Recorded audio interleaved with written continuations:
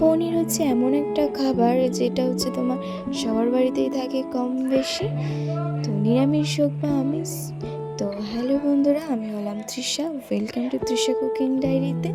তো চলো তোমাদের আজকে শেয়ার করে আর একটা নতুন রেসিপি, পনির পোস্ত। এটা অনেকেই খেয়েছো, তো চলো আমি কিভাবে বানাই সেটাই তোমাদেরকে দেখাবো।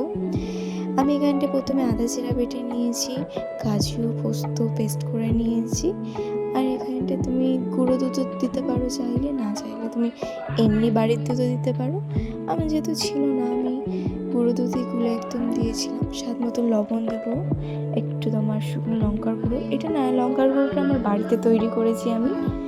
এটা তৈরি মানে কি বলবো, মানে রোদে শুকিয়ে লঙ্কাটা আমি বাড়িতে নিজেই আমি তৈরি করেছি। তো এখানে দেখতে পেলে জলটা শুকিয়ে গেছে, আমি এখানে আগে থেকে ভেজে রাখা পনিরটা দিয়ে দেবো। আর তোমরা চাইলে না পনিরটা ভেজে গরম জলে, উষ্ণ গরম জলে দিয়ে রেখে দিতে পারো, তাহলে একদম পনিরটা না একদম সফট থাকে।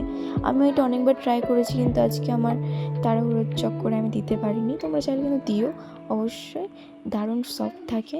তো এখানটা আমার জলটা শুকিয়ে আসলে এখানে আমি ফুটন্ত গরম জল দিয়ে দেবো, দেখতেই পাবে, দেখো ফুটন্ত গরম জল দিয়ে দেবো, দিয়ে একদম ফুটিয়ে নিয়ে দিয়ে দিলাম।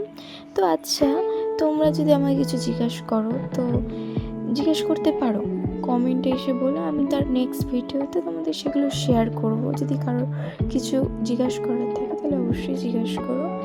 তো এখানে আমার কিন্তু তোমাদের সাথে কথা বলতে পুরো রান্নাটাই কমপ্লিট হয়ে গেছে। তোমরা চাইলে গরম মশলা দিয়েও নামাতে পারো বা এমনি ঘি দিয়েও নামাতে পারো, আমি ঘি দিয়েই নামাবো। তো দেখতে পেলে ঘি দিয়ে দিলাম। তো চলো বাই, আজকের মতো।